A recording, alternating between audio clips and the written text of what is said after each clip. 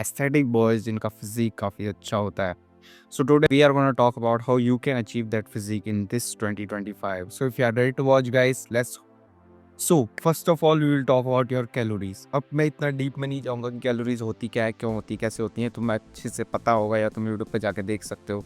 So first you have to देखो, तुम्हारे पास टू चॉइसेस हैं, ठीक है. Either you can do body recomposition or you can do a bulk and then a cut.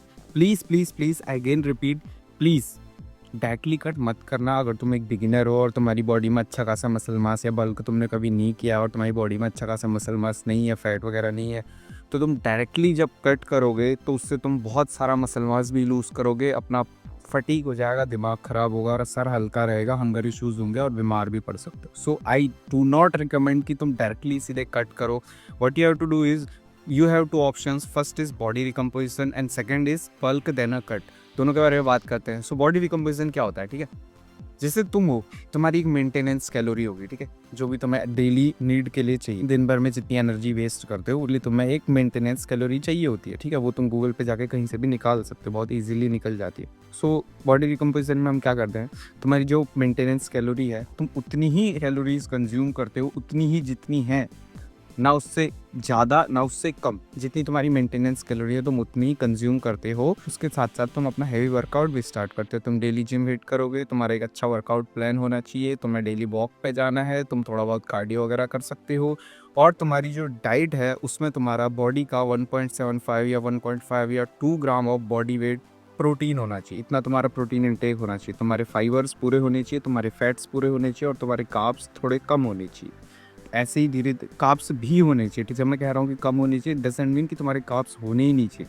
और अगर तुम कार्ब्स कंज्यूम ही नहीं करोगे तो तुम वर्कआउट के टाइम पे को पावर ही नहीं मिलेगी, तुम वर्कआउट अच्छे से नहीं कर पाओगे, अच्छे से परफॉर्मेंस नहीं कर पाओगे वर्कआउट में. तो तुम्हारा प्रोटीन इंटेक पूरा होना चाहिए, 1.5 to 1.75 to 2 gram of your body weight. जैसे सपोज करो तुम्हारा वेट 70 किलो है तो तुम्हारा डेली का प्रोटीन इंटेक समवेयर अराउंड 130 120 या तुम 140 या उससे ऊपर.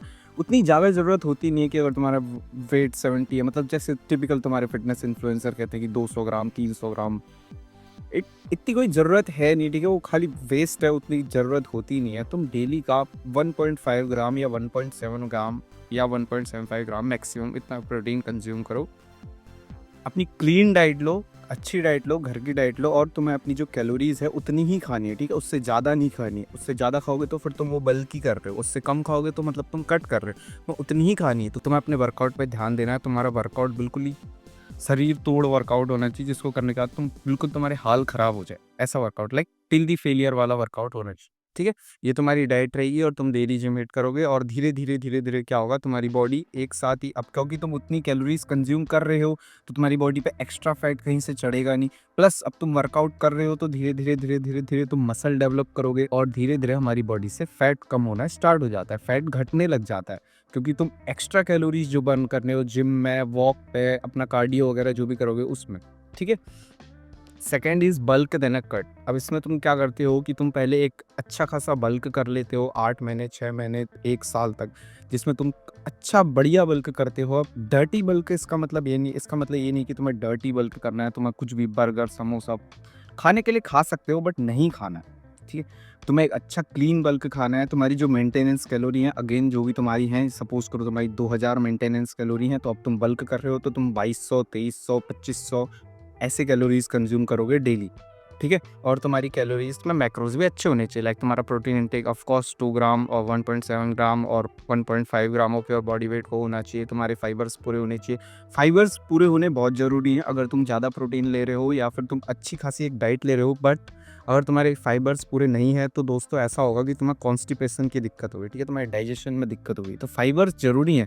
फाइबर्स तुम्हें कहाँ से मिलेंगे, हमारी सब्जियों से, या इसबगोल का पैकेट आता है 10-15 रुपए का, तुम वो भी कंज्यूम कर सकते हो. ऐसी कोई दिक्कत नहीं है कि उसको तुम डेली कंज्यूम करोगे तो तुम्हारी बॉडी में कोई दिक्कत होगी. इसी वजह से तुम्हारी डेली की डाइट में फाइबर्स भी पूरे होने जरूरी है, प्लस तुम्हारे कार्ब्स भी होने चाहिए यार, ठीक है. अब ऐसा नहीं है कि तुम्हें बिल्कुल कार्ब्स कट कर देना है, तुम कीटो में चले जा रहे हो, क्योंकि तुम्हें वर्कआउट करना है. एक चीज़ अपने दिमाग में डालना, तुम्हें वर्कआउट करना है, हैवी वर्कआउट करना है, टिल दी फेलियर वर्कआउट करना है. अगर तुम्हारे कार्ब्स नहीं होंगे बॉडी में, तुम्हारी बॉडी की फट जाएगी अच्छे से.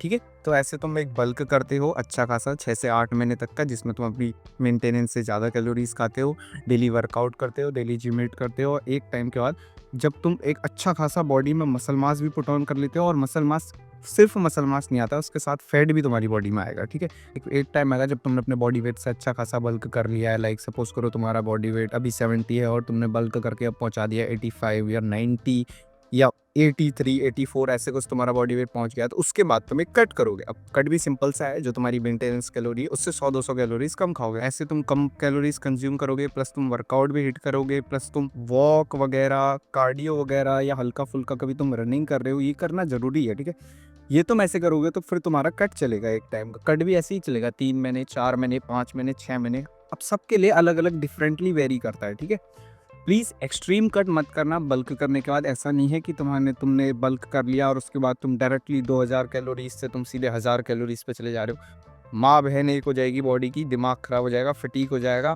सर चकरा जाएगा, बीमार हो सकते हो, हंगर इश्यूज होंगे, बहुत ज़्यादा दिक्कत होगी। ऐसा मत करना। ठीक है, एक बेसिक, ऐसा नहीं है तुम्हारी 500 करोड़ की फिल्म आ रही है और तुम्हें 3 महीने के बाद बिल्कुल एकदम रिप्ट दिखना है, ऐसा नहीं है। ठीक है, तुम बेसिक ह्यूमन हो हमारी तरह, तुम्हारे पास अच्छा खासा टाइम है, तुम्हें कुछ ऐसा भयंकर सा नहीं करना है। तो एक अच्छा सा टाइम पीरियड लो, 6 महीने का, 7 महीने का, 5 महीने का, अपने पे वेरी करके अपने में कट करो। 100-200 कम खा रहे हो तुम अपनी मेंटेनेंस से, फिर धीरे धीरे धीरे धीरे एक टाइम पे तुम्हारी बॉडी उसकी यूज्ड हो जाएगी, फिर तुम थोड़ी और कम करोगे कैलोरीज, ऐसे ही करते रहोगे और एक टाइम बाद तुम्हारी पूरी बॉडी का फैट कम हो जाएगा। ठीक है, you will be shredded now. अब तुम्हारे पास अच्छा खासा मसल मास भी होगा, प्लस तुम रिप्ड भी होगे, जैक्ड भी होगे।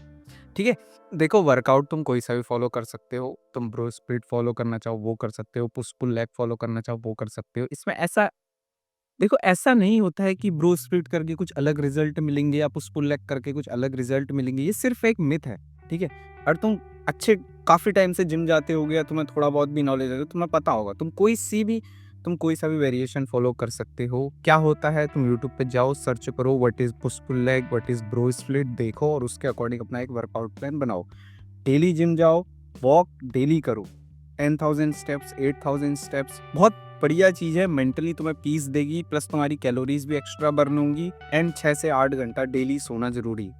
प्लीज़ ऐसा मत करना कि तुम अपना कट भी कर रहे हो या बल्क भी कर रहे हो या वटेवर, तुम बॉडी रिकम्पोजिशन इनमें से कुछ भी कर रहे हो और तुम रात के 2-3 बजे तक फ़ोन चला रहे हो और सुबह ही फिर तुम्हें 6 बजे 7 बजे स्कूल के लिए या कॉलेज के लिए जाना पड़ रहा है। तुम्हारी नींद की माँ बहन हो रही है। तुम डेली 7 से 8 घंटा स्लीप लेना इज़ नेसेसरी। स्लीप क्यों नेसेसरी है? क्योंकि तुम्हारी बॉडी को रिकवरी करनी है। ये दिमाग में अपने डाल रखना। अगर बॉडी रिकवर नहीं करेगी तो उसका कोई फायदा ही नहीं है, तुम्हारे वर्कआउट का, तुम्हारे प्रोटीन इनटेक का, तुम्हारे किसी भी चीज़ का। तो तुम्हें डेली स्लीप लेना भी बहुत जरूरी है, 7 से 8 घंटा डीप स्लीप। ठीक है, जब when we talk about sleep ना, तो स्लीप में पूरा पार्ट मैटर नहीं करता है। लाइक तुम 7-8 घंटे से, उसमें से बीच में 1 से 1.5 घंटा या 2 घंटा डीप स्लीप होती है। ठीक है, जिसमें हमें ड्रीम्स वगैरह आते हैं। तो तुम्हारी डीप स्लीप अच्छी होनी चाहिए। ठीक है, उसमें ऐसा ना हो कि तुम रात के 2-3 बजे सोए हो और तुम्हें अच्छी खासी नींद आ गई है और जब सुबह के 6 बज रहे हैं, 7 बज रहे हैं, उस समय तुम डीप स्लीप में हो, तुम्हें बढ़िया सपने अपने आ रहे हैं और शिट तुम्हारी नींद खोल दी जाए, तुम्हें स्कूल कॉलेज के लिए बुला दिया जाए। तुम्हारी डीप स्लीप तो गई काम से। ठीक है, और तुम्हारी डीप स्लीप अगर खराब हुई, तुम्हारा स्लीप सर्कल पूरा खराब हो जाएगा। तो ऐसा ना हो। ठीक है, डेली स्लीप लो 6 से 8 घंटा। देखो, कुछ पार्ट्स होते हैं जो तुम्हें एस्थेटिक बॉडी के लिए ज़्यादा ट्रेन करता है। ठीक है, लाइक तुम्हारे शोल्डर जो अच्छे से दिखे। ठीक है, लाइक शोल्डर्स, नेक, मैं स्क्रीन पे लगा रहा हूँ, ये पार्ट्स तुम्हें अच्छे से ट्रेन करने पड़ते हैं। ठीक है, जो ज़्यादातर हमारे फिजिक में दिखते हैं, जो ऐसे पार्ट्स होते हैं जो हम कपड़े पहने हुए भी दिखते हैं। मैं एक टी शर्ट पहनूँ या मैं शर्ट पहनूँ तो मेरी नेक दिखेगी ही दिखेगी। ठीक है, वो बात लगेगी मैं बिल्कुल यहाँ तक बंद वाली चीज़ पहन के।